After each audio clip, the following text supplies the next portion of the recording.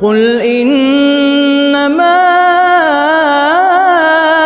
أنا بشر مثلكم يوحى إلي أنما إلهكم إله واحد فمن كان يرجو لقاء ربه فليعمل عملا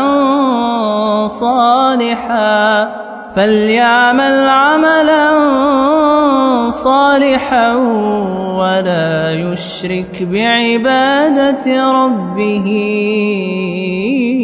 أحدا.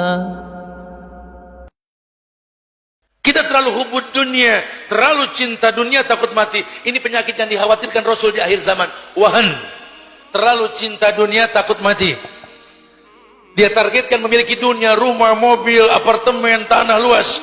Padahal yang dia butuhkan cuma 2 kali 1. Dia lupa nasihat Nabi, idza mata ibnu Adam inqata amalu illa min salas. Karena meninggal anak Adam putus semua hubungan kecuali 3. Sedekahnya waktu hidup, ilmu yang bermanfaat, doa anak yang soleh. Di situ nggak diceritakan tentang sertifikat yang banyak, STNK yang banyak, BPKB yang banyak, luas tanah nggak, khalas. 3, sedekahmu waktu hidup. Targetkan dunia kau taklukkan. Jadi orang kaya untuk apa? Sedekah. Bukan buat menyain dunia, sedekah. Kenapa saya beli tanah ini? Karena kalau ini jadi milik saya, siapapun bisa pakai untuk bertani. Sering berbuat baik kepada seseorang yang baik tok sama kita. Tapi kita belum berani berbuat baik kepada orang yang tidak baik sama kita. Makna silaturahmi itu apa? Menyambung silaturahmi yang diputus, yaitu dia mutus, kita mulai. Begitu, bukan dia berbuat baik lalu kita balas dengan kebaikan. Nabi menyebutkan, laisa al-wasilu bil mukafi. Nyambung silaturahmi itu bukan membalas kebaikan. Kalau balas kebaikan ada masuk kewajiban yang lain, yaitu hal jazaul ihsan ihsan. Kalau orang berbuat baik, jangan sampai kau tidak membalas dengan kebaikan. Ini babnya beda. Tapi yang dimaksud dengan ini, silaturahim di sini adalah dia tidak baik lalu kita ngebaikin. Siapapun dia, sebesar apapun kesalahannya kepada kita, kita harus menjadi yang menang dong. Yang menyambung akan disambung oleh Allah. Allah, lihat baik-baik. Saat nanti semua orang merasakan gempa yang dahsyat pun menjadikan bangunan tinggi jatuh ke bawah dianggap biasa. Dulu kan gempa nggak biasa, Pak. Getaran kecil aja kita sudah berdoa. Astagfirullah, Allahu Akbar, ayat ini, ada gempa, astagfirullah, Allahu Akbar. Orang sudah takbir.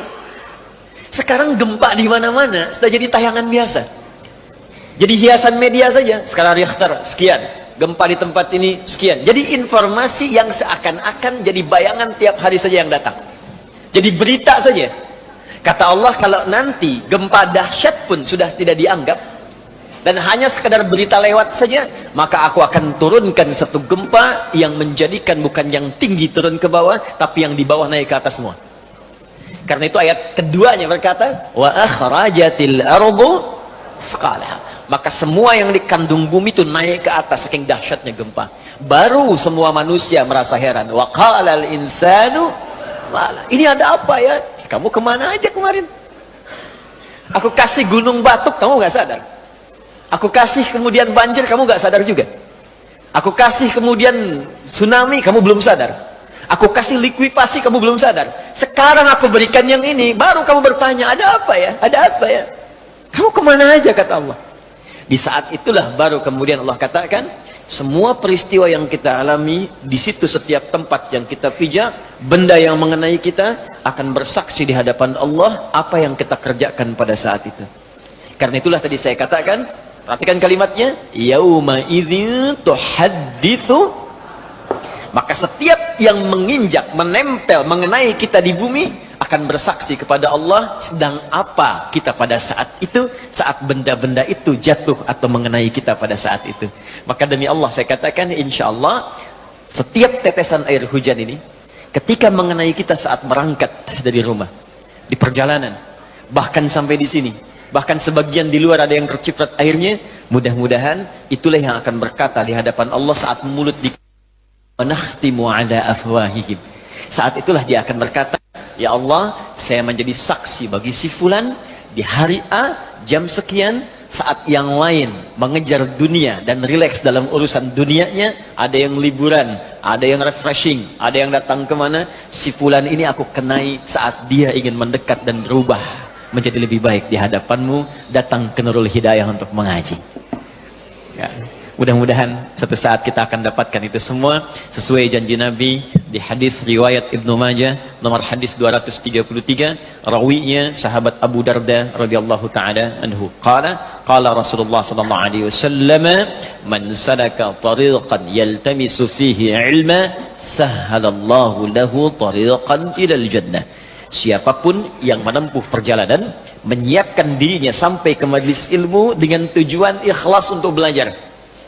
Awas, tujuannya bukan lihat ustadznya, tujuannya bukan update status, tujuannya ikhlas belajar walaupun sedikit yang dia dapatkan, maka semua yang ia alami dalam perjalanannya akan Allah tuliskan lewat malaikatnya itu untuk meringankan langkah dia ke surga kelak.